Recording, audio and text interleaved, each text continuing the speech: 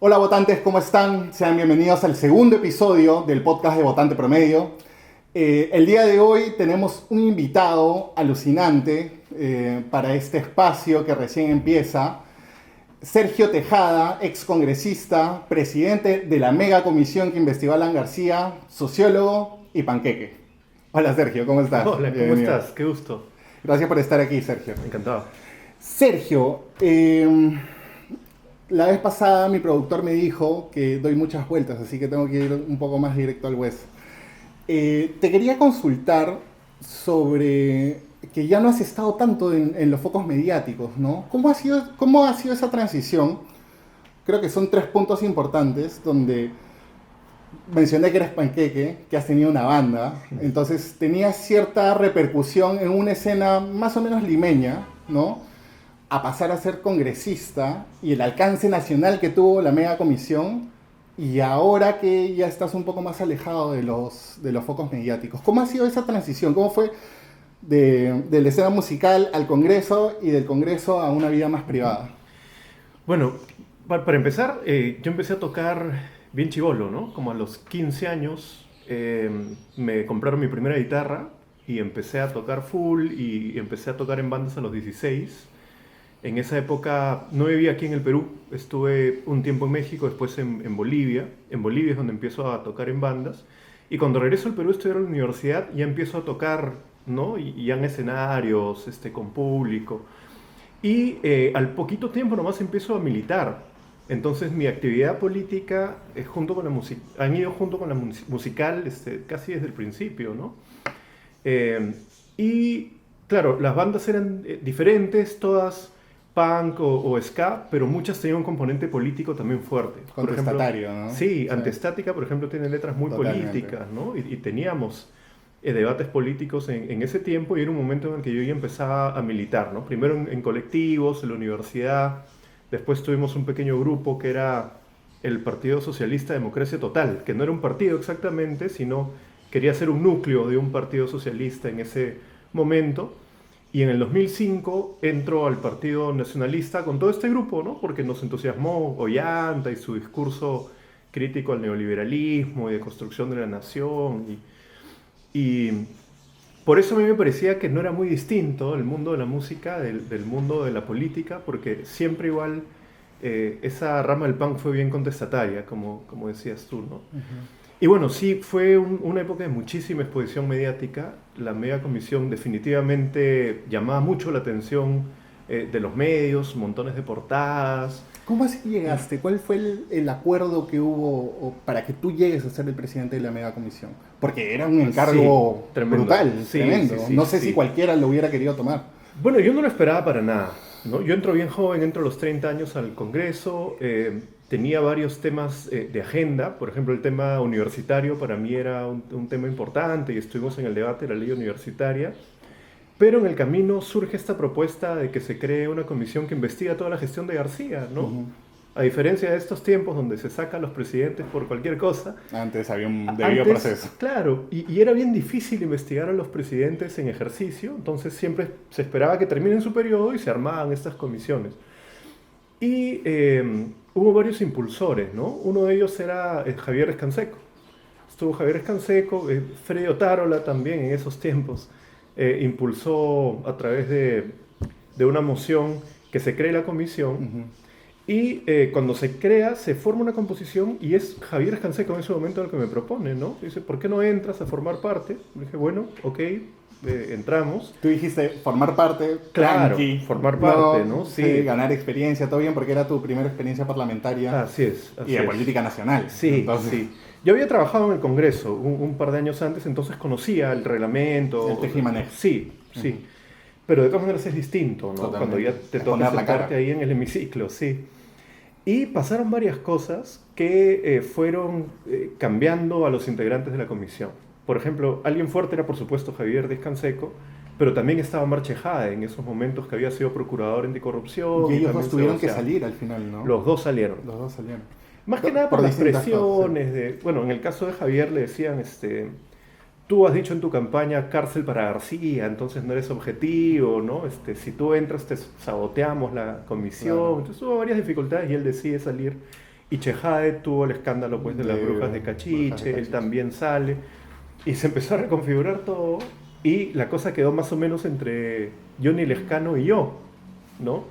Entonces, Johnny no manifestó públicamente que él quería ser el presidente de la comisión, pero había ahí, ¿no?, cierto debate en los medios y finalmente me proponen y yo siento que en ese momento los fujimoristas y los apristas que eran súper aliados dicen, no, mejor el que tiene 30 Más años, que chibolo. chivolo, que no Claro. sabe, ¿no? Entonces todo el mundo me da el respaldo. Y así es como asumo la comisión. Alucinante. Y claro, y de repente empiezas a hacer portada de medios nacionales. Sí, Empiezas a salir en noticieros, entrevistas. ¿Cómo se maneja eso? sí, el Cuando caso, tienes 30 años, sí, ¿cómo en el lo caso personal? suscitaba muchísima atención, ¿no?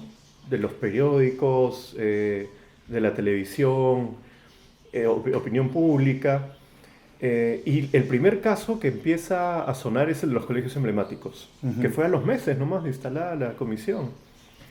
Y encontramos varias irregularidades, ¿no? Este sistema de emergencia donde empiezan a dar grandes contratos a dedo, donde una empresa ganaba la mayoría de los contratos en Lima, entonces uno decía, ah, aquí hay un acuerdo, ¿no? Entonces empezamos a mirar por ahí y empiezan a venir los medios, ¿no? A buscar la información, a buscar la información. Y claro, de pronto uno que estaba acostumbrado, ya te puedo decir a los escenarios, el mejor concierto era pues con 5.000 personas, ¿no? Era así un súper éxito. Claro. Eh, y algo sí de experiencia tenía en algunos medios más pequeños, ¿no? Pero de pronto pues estás en todos los medios y hasta en portadas. Sí, lo primero era cuidar mucho la vida personal, ¿no? Tratar ¿Cómo de... se maneja eso? Eso es que me parece, creo, vital porque ahora está sucediendo con los políticos y las redes sociales que esa línea entre la vida personal ya es cada vez más delgada y difuminada, ¿no? Sí, Pero en ese momento no, o sea, no tenía, las redes sociales, o por lo menos en internet, no tenía el alcance y la repercusión que tiene ahora. En ese momento, 30 años, tu primera experiencia congresal, de repente estás en todos los medios hablando de investigar a un expresidente ultrapoderoso. sí. ¿Cómo se maneja eso? Bueno, primero uno tiene que establecer un poquito de distancia entre la persona y el personaje político, ¿no? Porque si no te afecta mucho. Es necesario crear un personaje político. Claro, más que crear el personaje, saber que los ataques no son para dañarte a ti como persona. Estás en un debate político. Tienes que asumir que los que están siendo investigados te van a atacar. Entonces tienes que tomar cierta distancia para decir, bueno, están atacando al político, ¿no es cierto? Pero también cuidarse mucho. O sea, en general, cuando entré al Congreso yo sabía pues que no podía irme a jorear, no podía ir a tomar al parque, pues cosas que uno hace. Que un buen pan caería. Sí, claro, claro. Entonces, en ese aspecto sí me cuidé bastante, ¿no? Si quería tomarme unos tragos con mis amigos, era en mi casa, ¿no? O sea, evitar exposición que fuera a generar críticas, ¿no? Y bueno, en ese momento yo ya estaba casado, ¿no? Tenía mis hijos, entonces de todas maneras tenía una vida familiar mucho más tranquila de lo que hubiera tenido 5 años atrás, ¿no? Claro. Eh, pero sí recibí montones de ataques. O sea, ¿Y la los familia cómo lo medios... toma? A mi esposa le afectaba, Ujú. o sea, mi esposa paraba mirando las redes, ¿no? ¿Qué decían de mí? Y contestaba. Yo le decía, tranquila, tú no te preocupes. Mira, si a mí no me preocupa mucho, tú no te preocupes. Claro. Lo llevamos con calma. Y los medios están divididos. La verdad, había varios medios que apoyaban las investigaciones y daban cabida para que uno hable y otros que atacaban horrible. Pues. Entonces tenías que saber que así era la confrontación política, ¿no? Ya. Y hablando de la familia, justo te lo consultaba antes, tu abuelo fue David Tejada de Rivero, ex Sí, ministro de Salud de Alan sí, García, 2 veces en su primer periodo. en su primer periodo, sí. Terminando ese primer Y periodo se peleó con Alan. se peleó con Alan. Sí. Ya. Ah, ya. Entonces, la repercusión ya en ese ámbito familiar tampoco fue tanto. No. La verdad es que mi abuelo apoyaba la investigación. Ujú. Mi abuelo no tenía el mejor concepto de García. Imagínate, Ajá. había sido su ministro en el primer gobierno y se había distanciado y él decía que era allista, pero no alanista, ¿no? Decía el PAP, el Partido Aprista Peruano, se ha convertido en el partido alanista privado. Ujú. Él decía eso, ¿no? Y siempre nos decía, Alan García está destrozando el APRA, ¿no? Lo personalizó, pues, ¿no? Al final del APRA. Sí, sí, claro, era su liderazgo y sin él, mira cómo han terminado todos Lo estos que ha años, terminado ¿no? el APRA. Ya. Entonces, por ese lado no había problema. Él, por supuesto, mantenía contacto con muchos dirigentes, ¿no? Yo trataba de ser cauto de todas maneras porque no se trataba, pues, de chocar con mi abuelo, ¿no? En las discusiones ¿Eran muy políticos en familiares. tu casa? Muy políticos. Muy Sí, políticos. sí, sí. Sí. Y teníamos reuniones familiares donde mi papá es de izquierda, mi abuelo aprista, mi bisabuelo, que ya falleció hace muchos años, era de izquierda también, ¿no? Y esto va a ser muy nerd y seguramente mucha gente va a parar la reproducción aquí, pero ese APRA auroral del que seguramente era tu abuelo, Sí. ¿era un protomarxismo? Era muy parecido a la izquierda, a lo que ahora se considera izquierda. Mira, el mismo ahí en la torre recogía algunas cosas de Marx y de Engels, ¿no? Lo citaba, hay libros donde él los cita y los menciona. Y cuando en su juventud viaja a la Europa nórdica, donde ya había una presencia socialdemócrata bien fuerte, él se queda maravillado, ¿no? Por eso que el APRA se consideraba socialdemócrata. Hasta ahora, Pero sí, están tratando, ¿no? ya De le decir queda- que el APRA es un partido de Sí, izquierda. yo creo que ya no le queda nada. Claro. Y el mismo Aya también era de pactar, ¿no? Con la derecha, con Odría, en fin. El APRA 1, esa coalición Sí, claro, en el esa coalición, Congreso. imagínate, con la Claro. extrema derecha, ¿no? O sea, no es algo nuevo por parte del APRA. Pero sí es cierto que las bases mantenían en su mayoría una línea más socialdemócrata hasta el primer gobierno de García, ¿no? Después de eso ya se quiebra y cuando García regresa él quería ser el ideólogo del neoliberalismo. Se personaliza, ¿no? Ya, y entonces volvemos a las discusiones familiares. ¿Cómo se discute desde una visión aprista? Tú has sido testigo de eso, una visión aprista y una visión de izquierda cuando era más o menos parecido, ¿no? O sea, me imagino que tenía muchos puntos de contacto.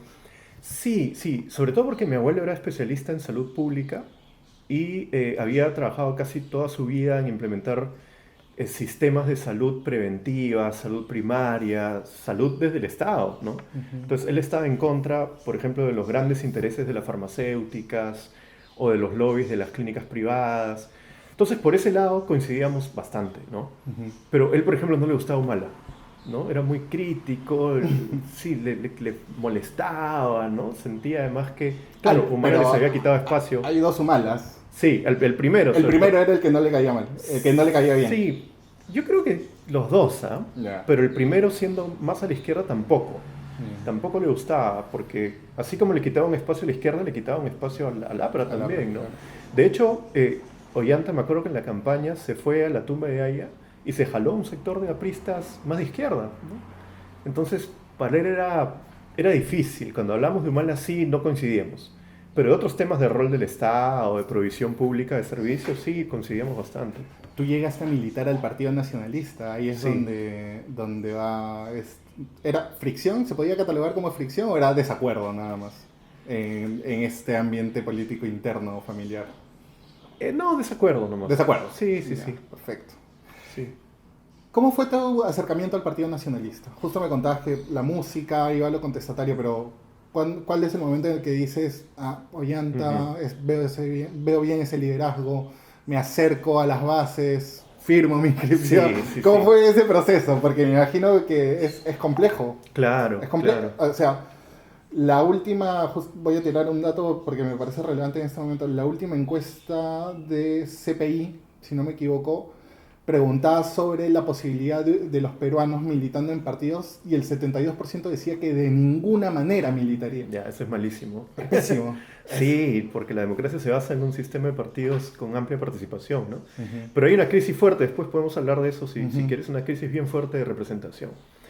Pero bueno, en ese momento yo regreso al Perú a los 19 años, bueno, por varias circunstancias no regreso antes, pero en ese momento llego decidido pues estudiar en la universidad y empezar a tener actividad política. Yo quería eso, ¿no?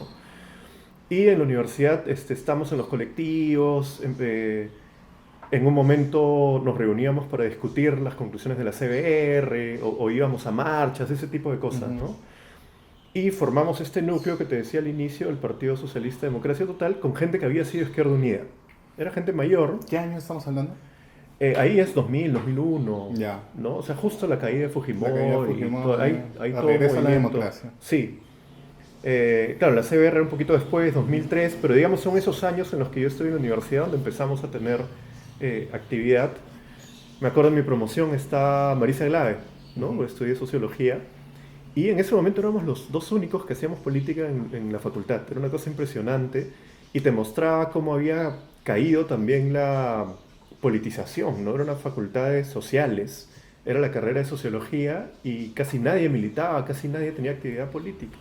Es como el legado del Fujimorismo, no Sí, solamente es la destrucción, el colapso de los partidos, sino la despolitización de la ciudadanía, ¿no? totalmente, totalmente, ¿no? Y un discurso supuestamente apolítico para que la gente se desencante de los partidos, Ujú. pero él sigue haciendo política y él sigue sumando para su Totalmente. proyecto, ¿no? Eh, entonces empezamos a buscar un poquito alternativas de crecer, ¿no? Porque este Ujú. era un núcleo muy chiquito, con gente que venía de la experiencia de Izquierda Unida, pero habían otros núcleos que se estaban formando, ¿no? El Partido por la Democracia, el Partido Democrático Descentralista, el Partido por la Democracia Social, habían diferentes grupos. Y nosotros ya teníamos una línea bien crítica al neoliberalismo, ya hablábamos de la necesidad de una nueva constitución, y en eso aparece Ollanta, ¿no? O sea, Locumba, ahí en Locumba todavía no lo veíamos como una figura, no nos quedaba muy claro cómo había sido ese episodio, pero ya después cuando forma el Partido Nacionalista decimos, uy caramba, o sea, tiene todo el discurso de una izquierda además más popular, ¿no? Y eso nos gustó. Incluso ciertas reivindicaciones a lo que fue el velasquismo, ¿no? En cuanto Seductor, a seductor, transformación ¿no? social, Sí. claro. Entonces decimos, oye, esto está interesante, ¿no? Y nos acercamos. Y empezamos a participar en algunos eventos. Por ahí aparecía Ollanta, ¿no? En algunos eventos y daba sus discursos. Y dijimos, bueno, entremos. Entonces, en 2005, como en octubre, noviembre, entramos, nos afiliamos y empezamos a tener participación. Entonces, yo entro a la Comisión de Formación Política O sea, primero. Marisa también... No, No, Marisa no. Marisa estaba en ese momento con Susana Villarán en el Partido por la Democracia Social, el Ujú. PS, sí. Ok. Pero bueno, éramos amigos y participábamos juntos en algunas cosas, ¿no? Y así empieza la militancia. Y O sea, como ¿cuántos que años una tenías cosa lleva otra. cuando formalizas? 25, 25. Ya. sí, ¿Y eso ya era cerca la primera campaña presidencial? sí, Ya. muy cerca de la primera campaña. ¿Postulaste No, en...? no No. postulé. Vivimos de cerca, ¿no? Esa primera campaña. Y recuerdo que cuando Llanta pierde, al día siguiente el partido estaba abandonado, no había nadie, ¿no? Corrían Entonces, las bolas de sí, paja en medio del local, entonces seguro. un grupo más pequeño dijimos, pucha, ahora es el momento de construcción partidaria. Y fuimos cuando no había nadie y por eso se pudo consolidar un núcleo, ¿no? Como bien, bien sólido, bien comprometido. Y a partir de ahí viene el trabajo político más fuerte, De cara ¿no? al 2011. Así es. Ujú. Y voy a volver a la pregunta, pero ahora te la voy a hacer a ti. ¿El Humala del polo rojo o el Humala de la camisa blanca? Mira, ¿Cuál te convencía más? el del polo rojo, o sea, Sí. definitivamente sí, pero también entendía al de polo blanco, ¿no? Es que el polo Porque blanco era la concesión que tenía que hacer como a los miedos que despertaba, ¿no? sí, o sea, yo entendía que estábamos ya en medio de una campaña en donde había que ganar. Ya había perdido ya ante el 2006 y su evaluación es que le había faltado muy, muy poco y ese poco lo podía conseguir teniendo un discurso un poco más concertador, más buscando al centro político, Bajando el volumen. bajando el volumen y eso es lo que hace el 2011, ¿no? Ujú. No en la primera vuelta, pero en la segunda vuelta sí busca llegar a esos sectores y Con la creo hoja que de ruta, claro, y creo que la alianza con Perú Posible en esa perspectiva le ayudó. facilita mucho eso. Definitivamente le ayuda a llegar a la presidencia, ¿no? Igual yo siento que en su gobierno sí cumplió con varios de los programas sociales que ofreció. Justo eso te O quería sea, preguntar. eso lo hizo y además hasta ahorita tenemos los programas sociales de Humala, ¿no? Ha Ujú. dejado como un cierto legado. Pero su error fue ceder tanto en temas laborales, temas económicos, ¿no?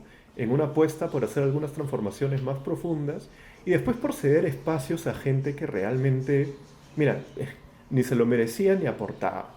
El primero, Valdés, por ejemplo, yo no entiendo para Valdés qué fue lo llevó.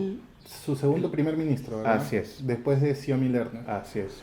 Eh, La, la caída de Xiomi por las protestas en Conga Ujú. ese es el punto de quiebre con la dialéctica de izquierda nacionalista, Con un sector de la izquierda. con un sector No con con el toda. sector más convencido Más militante, más militante. antiguo de la izquierda, ¿no? Ujú. Eh, claro, yo en ese momento entendí que Ollanta no tenía mucha alternativa, ¿no? Y a mí me consta, sí, que él no estuvo de acuerdo con el accionar de la policía, ¿no? Ahí sí, él llevó gente para que mire cómo actuaba la policía, que ese es otro gran tema, ¿no? Ujú. La gente veía cómo la policía pateaba las ollas comunes, se ensañaba con los dirigentes. No es muy diferente de lo que vemos ahora. No es muy diferente, Ujú. ¿no? Pero la diferencia es que Ollanta no avalaba eso, o sea, no Ujú. salía a decir, la policía es inmaculada, Sí. trata bien a todos, sino que sí trataba de hacer cambios, pero ya la policía tenía una fuerza, o sea, ahí también hay una herencia, yo creo, del fujimorismo en la policía, en las Fuerzas Armadas, de policías y militares muy reaccionarios, ¿no? Muy enemigos del pueblo, del que muchas veces surgen, ¿no? Mm. Entonces, bueno, a mí me incomodó mucho la situación de Conga. Yo entendía a mis compañeros que se habían apartado, pero también sentía que era muy pronto, ¿no? Y había que dejarle a Humala, digamos, el beneficio de la duda y más tiempo para que pueda mostrar resultados. Eh, pero lo de Valdés fue un error, ¿no? Porque Sí. fue endurecer la línea, poner a una persona que no tenía experiencia política y no tenía manejo tampoco Ujú. político. Eh, Después, otro buen premier me parece que fue Jiménez. Jiménez, Entonces sí, dije, duró bueno, bastante. sí, Entonces, sí, duró ha bastante. vuelto un poco al ámbito más de centro izquierda. Ujú. Me parece muy bien. Y además empezó a subir en aprobación, ¿no? Y la última concesión, que es cuando yo renuncio, es cuando pone a Cateriano, ¿no? Yo tengo amistad con Pedro Cateriano, pero mirado a la luz de sus actuales posiciones y Cuando lo declaraciones pone como primer ministro o como ministro de defensa. como primer ministro. Como primer ministro. Ah, ya, entonces estamos hablando casi al final. Sí, Ya. sí, porque yo renuncio en el Claro. 2015. Y ahí tú ingresas a la bancada de Frente Amplio Acción Popular. ¿Esa? No, No. no, esa No. se creó antes. Yo entré a otra que se llamaba. eh, Uy, ya me olvidé. No, es difícil. Sí. Yo te juro, yo estaba estudiando y estoy seguro que lo he leído, pero ha habido tantas Era, bancadas. sí, Es como- tenía el nombre de Democracia, pero ya no recuerdo, Ujú. porque se formaron varias bancadas. Pero era una bancada efectivamente. que negociaba con Humala todavía, no era opositora directamente. Era opositor, había diferentes posiciones, ¿no? Claro. Juan Pari tenía una posición más frontal, en contra. Ujú. Rimarachín también. Arrimar el chin. En mi caso, yo hablé claramente con la gente del nacionalismo y dije, yo voy a apoyar en los temas educativos, o sea, en la implementación de la reforma universitaria, la carrera magisterial. En otros temas, a mí no me busquen, Ya. ¿no? Eh, pero claro, sí había un poco más de conversación, ¿no? Y eso fue como que en los primeros ministros de Humala tú vas viendo es el péndulo, ¿no? Y al final dónde se decanta, porque Cateriano es un liberal, Sí, bien de derecha. Yo, conservador, sí, moderado en temas sociales, pero conservador finalmente. claro, claro. Entonces, Como él había tenido una experiencia investigando a García, una experiencia muy importante ujú, a inicios de los años 90, nos hicimos amigos, ¿no? Y entonces conversábamos sobre estos temas y no hablábamos de temas ideológicos, curiosamente, ni de para no temas pelearse. políticos, ¿no? Claro. Pero después ya me he dado cuenta el peso que tuvo en el gobierno de Humala, porque la agenda de la ley Pulpín, la agenda de retroceso en materia ambiental, en materia laboral, viene con él. O sea, yo en ese momento no lo entendí tan claramente, pero ahora sí me doy cuenta, ¿no? Que Ollanta, hacia el final, le entregó prácticamente a un sector de la derecha el rumbo del gobierno, ¿no? ujú, Y ese rumbo del gobierno implicaba retrocesos en lo que él mismo había hecho. Por decir, él implementa la ley de salud y seguridad en el trabajo, algo que la OIT planteaba por décadas y nadie había querido, Ollanta lo hace. Y cuando llega Cateriano, presenta una ley para retroceder. Y retrocede en regulación ambiental, ¿no? ujú. Y saca la ley Pulpín. Entonces había toda una agenda de la derecha, no de la extrema derecha que tenemos ahorita, pero sí una agenda de la derecha que Ollanta cede por alguna razón, ¿no? Ujú. Sí, porque al final el gobierno de Humala se termina catalogando como un conservador moderado, ¿no? Moderado. Sí, Empezó, sí. digamos, con la agenda con la que llegó. Y eso eso creo que no solamente es un impacto fuerte para la izquierda ideológica y militante, ¿no? Que ve cómo apoyan a alguien y llegan a la presidencia y de repente se da 180 grados, ¿no? Ujú. Sino en general me parece para la democracia, porque la gente vota por programas, vota por ideas claras, vota por Así es. propuestas y de repente en el transcurso ve que no necesariamente están comprometidos las autoridades. Sí, sí, sí. Y el ejemplo más extremo es el de ahora, ¿no? Sí, totalmente. Lo de Que, Dina que Boluarte Dina es... Boluarte haya integrado la misma plancha que Pedro Castillo y gobierne exactamente con los que perdieron, con la extrema derecha, para mí es un insulto a la gente, ¿no? ¿no? Y, o sea, Una patada a la democracia. es totalmente es una patada de la democracia y es esencialmente lo que explica todo el descontento. Ujú. O sea, Sí. no, están preguntando, pero la pregunta y la desconexión es tan evidente porque dicen, pero ¿por qué protestan? Y dicen, Mm. porque estás haciendo absolutamente todo lo contrario que Claro, dijiste que ibas a hacer. claro, claro. Entonces es alucinante. Antes de seguir con Dina Boluarte, quería ir un poco más atrás. ¿Fue el gobierno de Pedro Castillo de izquierda? Yo no sé si exactamente de izquierda. Creo que sí fue un gobierno que buscó ser popular, Ujú. ¿no? En el sentido de representar a sectores postergados, Fue un gobierno eh, identitario, sí. identitario, Sí. muy fuerte, ¿no? Y sobre todo en los últimos meses, Castillo viajó mucho a las regiones, convocó mucho a organizaciones sociales a Palacio, y creo que eso al final dio estos resultados de tener a gente movilizada respaldándolo, Se ¿no? traduce mucho en la Sí, movilización social. y algo que me comentaron algunos amigos que están más vinculados al ámbito laboral es que Castillo sí buscaba responder a sus demandas laborales, ¿no? Más que la CGTP, Construcción Civil, por ejemplo, dice que era muy receptivo con las propuestas laborales que le enviaban. Además, hay un regreso a la negociación colectiva, ¿no? Hay un aumento de salario mínimo. Uno podría decir que sí trató de ponerse del lado de los trabajadores, muy poco en temas de políticas sociales, la verdad, porque más o menos manejó lo que había y no tuvo tiempo para implementar más cosas, pero lo que sí no fue un gobierno que entregó los ministerios a la derecha, ¿no? Y creo que por eso le hicieron la guerra tan fuerte, ¿no? Mm. ¿Cuál es tu lectura de lo que ocurrió el 7 de diciembre? Yo te voy a adelantar Ujú. la mía.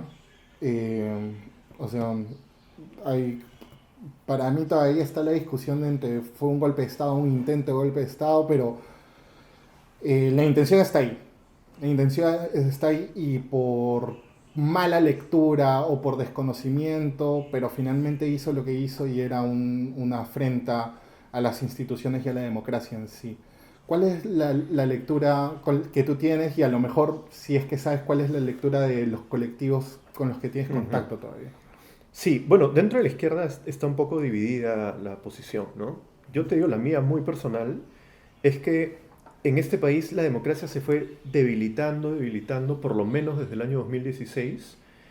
Empezaron a tomar fuerza sectores golpistas y lo que hemos tenido es intento de golpe de los que perdieron, intento de golpe de Castillo como una respuesta a ellos y yo creo que sí un golpe como respuesta al intento de autogolpe. Suena medio confuso, pero eh, O primero, sea, el fraudismo es claramente antidemocrático. claro, el fraudismo empieza todo esto. El fraudismo es claramente Hay una antidemocrático. regla básica de la democracia que es respetar los Los resultados resultados. electorales. Ahí no debería haber discusión de nadie, pero lo hubo, y hubo un grupo bien importante y bien poderoso que cuestionó los resultados electorales, que no los reconoció. Y que alimentaron Ujú. el carácter identitario del gobierno de Castillo, Sí, finalmente. sí, sí, sí. Porque fue un grupo de gente muy poderosa, muy rica, que le dijo a otro grupo de gente sin poder, Así sin es. riqueza, que le dijo, tu voto no vale, Sí, tu voto no vale. Entonces, tremendo. claramente ahí la identificación de todas estas personas que hasta ahora perdura es con Castillo, con el Sí, ganador. sí. Y es bien curioso cómo a veces este tipo de polarizaciones no las crea la izquierda. La derecha dice que no existe lucha de clases, pero la termina provocando. Se le inventa. Mira, Sí. tienes la foto de los grandes bufetes de abogados trabajando para encontrar fraude, para anular votos de los electores del campo y tienes a los electores del campo yendo a la fiscalía a decir, es mi voto, es mi firma. Es una O sea, locura es increíble. desde la perspectiva de la comunicación política, cómo creyeron que esa era una buena idea. Publicitarse desde los bufetes de abogados en San Isidro, desde las torres, todos con Sí, saco, un mismo perfil, ¿no? Físico, y buscando pruebas para decirle a la gente que, oye, tu voto no sirve, tu voto no vale, tu voto sí. no Es es. que yo creo que no son muy conscientes ni de sus privilegios ni de las divisiones que hay en la sociedad. Y Hay que unos generan estudios esas antropológicos actitudes. bien interesantes que te muestran cómo, incluso en colectividades pequeñas, ¿ah? Normalmente los que tienen el poder no suelen entender o ver las diferencias, las divisiones en la sociedad. Homogenizan todo desde su Sí. visión de... Es que es periférica, pues, Entonces, ¿no? si tú quieres dividir una sociedad, digamos, en izquierda o derecha, la derecha no va a ver la división. Va a pensar que todo está bien porque defiende además su Ujú. posición de poder que la entiende casi como natural y bien merecida. Y una posición de izquierda sería la que identifica esas divisiones, ¿no? Entonces lo que le pasó a este grupo de derecha es que no entendían cómo estaban dividiendo y fracturando la sociedad con esa actitud. Pero Pedro Castillo, ¿tú crees que entiende las repercusiones de lo que hizo cuando lo estaba preparando? No estoy muy seguro, ¿no? No estoy, primero creo que hay cabos Bellido sueltos. cuando sale de la PCM lo llama un sindicalista básico. Fue como la Sí. constatación de eso. Bueno, Bellido después salió a decir que Castillo le había dicho que estaba drogado, que no Sí, recordaba, pero sí, yo creo que fue una respuesta de Castillo como diciendo yo no confío en ti y sí, a ti yo no no te te voy voy a a decir contar. nada. Sí. Pero claro, tenemos estos intentos permanentes de desconocer los resultados electorales, Ujú, algo básico en cualquier democracia. Tenemos los intentos de vacancia, ujú. primer intento, segundo intento, y en el tercer intento Castillo trata de responderles en los mismos términos. Ahí está, algunos podemos decir que es un error, otros podrán decir que no tenía otra Para ti, alternativa. es un error o no? Yo creo que fue un error, Ujú. primero porque las reglas sí tienes que respetarlas. Y segundo, porque él debió haber sabido que no contaba con la correlación de fuerzas para una decisión de ese tipo. Entonces, tanto si lo quieres ver en términos institucionales Y como en términos pragmáticos. pragmáticos, no había cómo salir victorioso, ¿no? Pero sí es verdad que activa un sentimiento en la población, primero de que tenemos que defender esto, tenemos que defender que El hemos ganado, resultado. Ujú. y pone el tema de la Asamblea Constituyente también, ¿no? En el debate, al mencionarlo en ese pronunciamiento. Eh, y lo que tenemos después, yo considero que es el verdadero golpe. Y aquí, por supuesto, tendrán que atarse más caos. Pero que un presidente en ejercicio lo detenga su propia seguridad es irregular en cualquier lugar del mundo. Pero ya estaba vacado. No está. Mira, si uno lee la Constitución y se apega totalmente hacia lo que dice la letra, él no cometió un delito en ese momento, sino una infracción a la Constitución. Ujú. Entonces, lo que correspondía era que le hagan una acusación constitucional. Y la acusación constitucional tiene un procedimiento que se ha visto hace unos días. Pero es O sea, que yo creo que esa parte es difícil de entender porque Castillo había decretado el cierre del Congreso y una vez decretado el Congreso tenía que invitarlo a que explique su mira, sí, accionar. sí, no, yo entiendo. Es Mira, complicado. el Congreso está entre la espada y la pared y no tenía otra alternativa que vacarlo. Coincido en eso. Pero si nos ceñimos así al pie de la letra del procedimiento, las Fuerzas Armadas debieron haber dicho en un pronunciamiento, señor presidente, usted está yendo en contra de la Constitución, nosotros eh, no Hacerle podemos caso. hacerle caso, Ujú, digamos. ujú.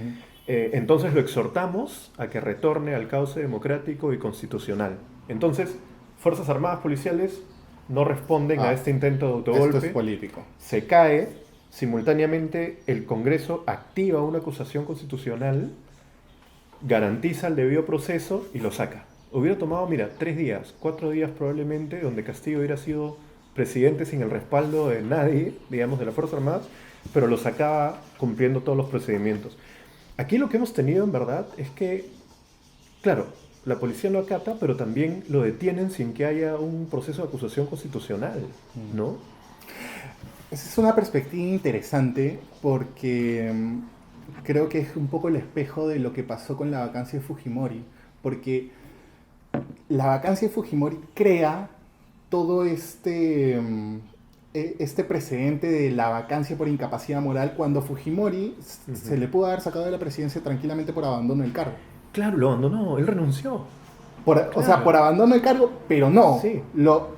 O sea, Hubo un error ahí también. hasta si me pongo conspiranoico, yo digo, oye, eso es una idea que alguno de los fujimoristas o los tránsfugas de ese congreso dijeron, oye, ¿sabes qué? Vamos a dejar una semilla, a lo mejor para el futuro. Por incapacidad moral no tenían ni pies ni cabeza y lo sacaron por eso. Sí. Y después esa misma figura de incapacidad moral se activa con Kuczynski. Ya para todos a partir del Y ya 2016. para todos a partir del 2016. Entonces, Sí. o sea, si nos ponemos a pensar un poco, la semilla de toda esta inestabilidad política es la salida, Sí. la manera como salió Fujimori. O sea, Fujimori tenía que salir, pero la manera como sale creo que Claro. genera toda esta Y discusión. mira, cuando se reactiva esto de la incapacidad moral es cuando el fujimorismo logra tener mayoría en el Parlamento en 2016. El fujimorismo ha buscado varias cosas desde que caen. Primero, que todo gobernante tenga sus Montesinos. Segundo, que todos sean incapaces morales. Homogenizar. Sí, así es. Homogenizar. Entonces eso les ayuda a decir, pero si todos son iguales, Fujimori no es tan malo porque finalmente todos han tenido corrupción, todos han tenido sus Montesinos, todos han tenido, y también buscaban su 5 de abril. Querían acomodar el lugar, tener a alguien que lo haga. Y Castillo Y se lo Castillo regaló. Lo hizo, y además el discurso era demasiado parecido, para no decir igualito. ¿Cuál es el futuro de la izquierda después de Castillo? Electoralmente. O sea, porque me imagino que van a seguir militando, van a seguir teniendo sus ideas, se van a seguir organizando, pero electoralmente la izquierda estuvo en algún momento tan comprometida con el gobierno de Castillo que, o sea, en campaña los van a destrozar con eso.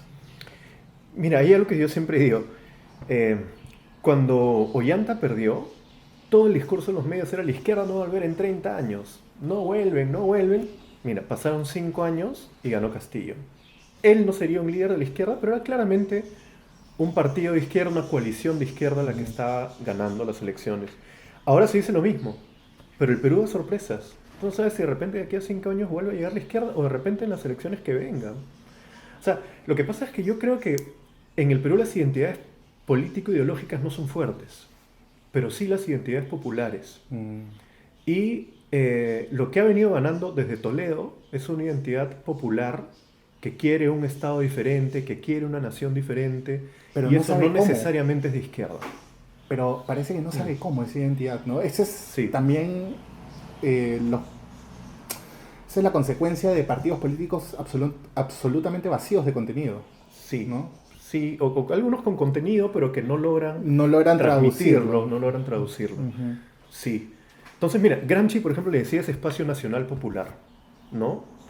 Decía, en Francia, con la Revolución Francesa, irrumpió todo un sector del pueblo que quería una nación distinta. Irrumpió simultáneamente, ¿no? Obreros, campesinos, en fin.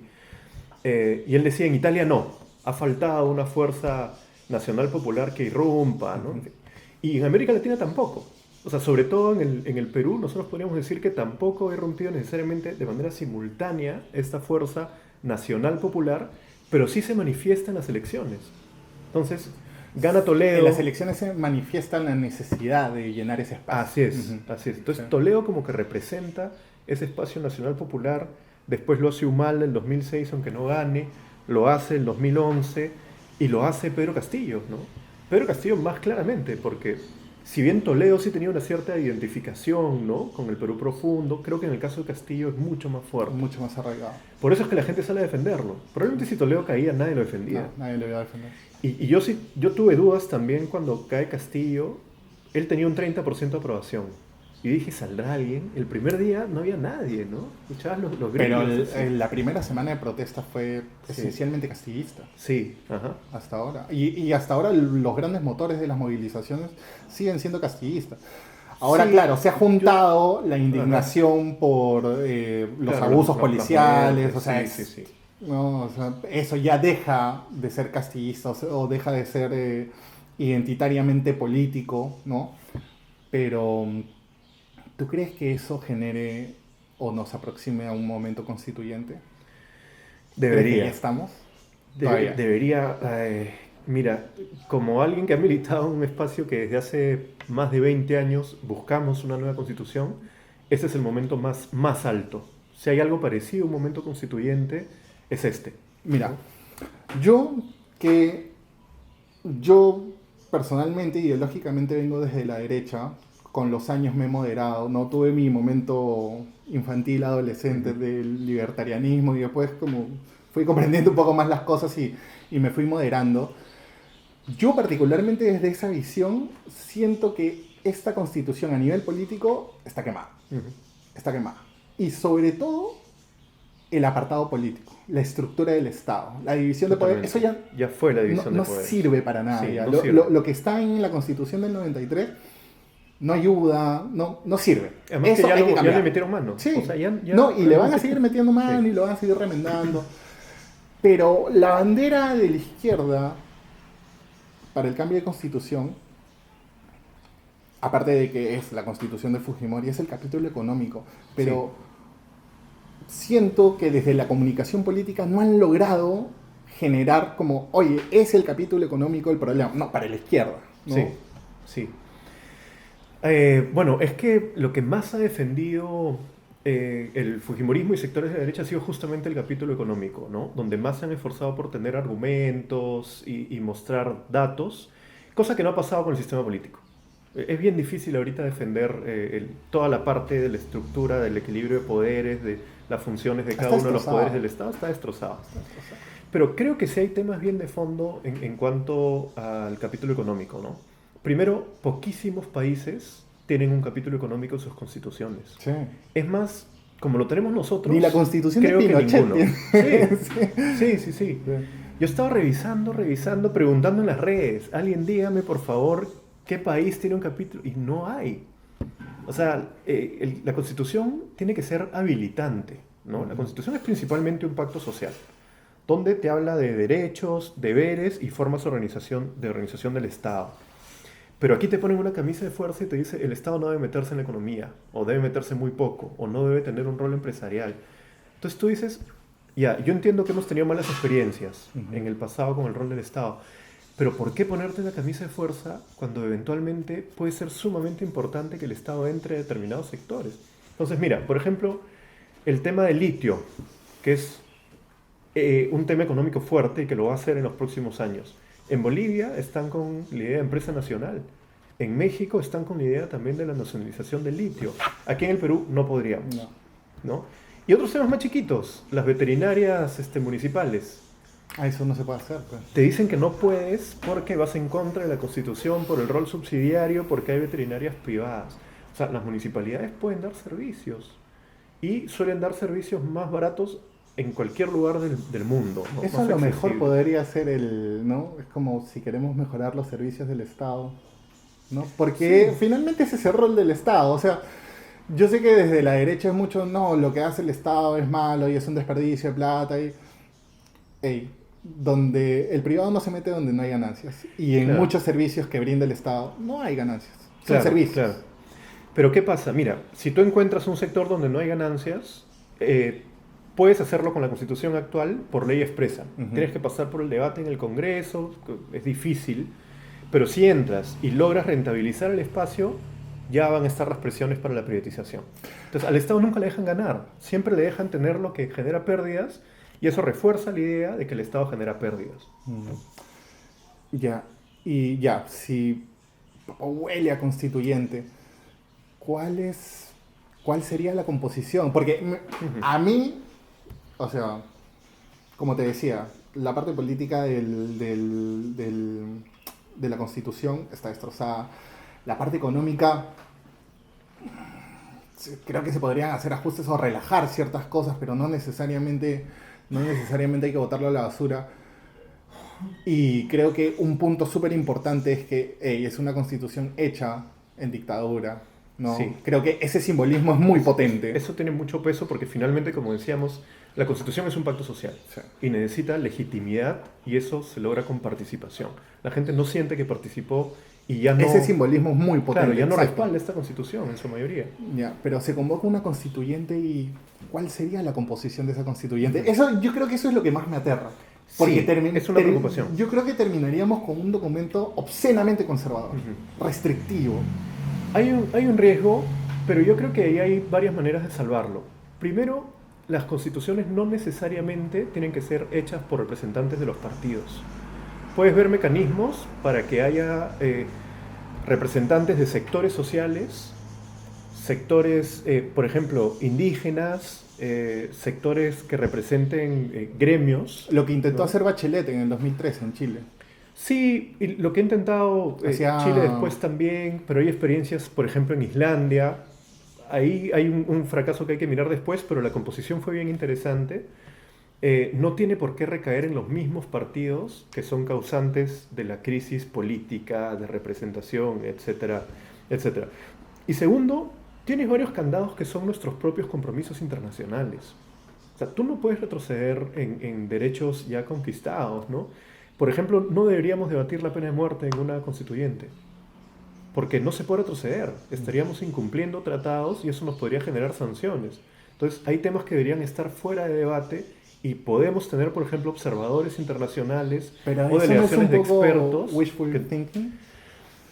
pero, Porque, o sea, ya vimos Ajá. de lo que son capaces. sí. Ajá. Ya vimos de lo que son capaces. O sea, Bueno, a se mí la lo que pasan más me defendiendo la preocupa- Constitución y Sí. la remiendan como quieren. Sí. Y lo hacen mal. Más me preocupa la composición que tenemos ahorita en el TC, en Ah, sí, esa es perspectiva. espantoso. Porque un TC decente no te dejaría, te declararía inconstitucional cualquier debate que vaya en contra de derechos fundamentales y consagrados en tratados internacionales que tienen rango supraconstitucional. El problema es que con el TC ahorita todo puede No, pasar. todo puede pasar. Eso sí me da, te digo, me da temor. Pero sí siento que hay una serie de candados que impedirían que tengamos una constitución realmente regresiva, ¿no? Y le das la posibilidad a la gente de que participe, de que sienta que ha sido parte de un proceso y de que lo sea realmente, ¿no? Interesante, interesante. Creo que podríamos hablar del tema de la Constitución mucho, mucho. Mira, ya lo veo a José sufriendo con los tiempos. Ah, ya. Vamos a terminar porque, Está pero antes de que cerremos, ¿vas a volver a la política? No he dejado la política. Ah, mira, al inicio justo A tú la me política preguntabas con- cómo había dejado la exposición mediática, Ajá. ¿no? Sí, definitivamente este tiempo me he dedicado mucho más a mi familia. Ujú. Cuando he tenido algún cargo público me he centrado mucho en el cargo público, en informar lo que estamos haciendo, más que entrar en el debate político. Y finalmente sí tomé la decisión de decirle no a los medios de comunicación tradicionales. Ujú. Varios me han llamado para entrevistas y he dicho que no. Yo prefiero ir a los medios alternativos, a los medios extranjeros, porque siento que hay mucho más objetividad y mucho más neutralidad, ¿no? O por lo menos menos confrontación, ¿no? Votante pro. Sí, es que, mira, pasa que vas a uno de los medios más conocidos, digamos, y te sacan un titular que te tergiversan todo y termina siendo objeto de 1000 críticas y tienes que estar saliendo a aclarar. Pero yo te voy a sacar un byte de acá. Ah, pues, sí, Magnífico. Ah, así escandaloso. Va a ser. Ya. Por eso, mira, en un momento dije, no voy a salir más en los medios tradicionales, ¿no? Pero sí, cuando me invitan, como la invitación que me has hecho tú, he estado no sé, en algunos medios de Argentina, de Bolivia, en Telesur, ahí sí voy encantado, porque creo que sí, hay que dar los puntos de vista, ¿no? Y estoy, en ese sentido, alejado de la política media, porque sigo participando en algunas de las marchas, sigo participando en actividades, mantengo mi relación con Nuevo Perú, trato de buscar cercanías con otros grupos de izquierda porque yo creo que necesitamos unirnos, ¿no? Más allá de la unidad como un cliché, unirnos con los sectores democráticos más en este contexto, ¿no? Entonces, pero ¿vas a volver a postular? Creo que a eso iba mi pregunta. Ya, no creo, ¿ah? ¿No crees? No creo. Ya. Siento que este país Pero no... tiene que arreglarse mucho todavía porque hay una mercantilización de la política terrible. Brutal. Sí. O sea, el acceso a través de los partidos, primero que no representan casi a nadie, se ha convertido en quien entra, ¿no? Con grandes inversiones y con una lógica muy mercantil de retorno, cosa que a mí no me gusta para nada, ¿no? Es espantoso eso, sí. Sí. No hay servicio ciudadano, servicio... Así es. No hay... Esa el vocación espíritu de de servicio. la política, ¿no? Se ha perdido Claro, totalmente. claro. Pero eso no sería una motivación, al contrario, para tratar de restablecerlo. Sí, pero no necesariamente Pero es desde difícil. adentro. Es Sí. difícil, ¿no? Es bien difícil. Sergio, muchas gracias por venir. Muchísimas Te pasaste, gracias, encantado. te pasaste. Terminamos, ¿no? Sí. Se acabó la memoria. No, de esto se acabó la batería, pero acá está el... Ah,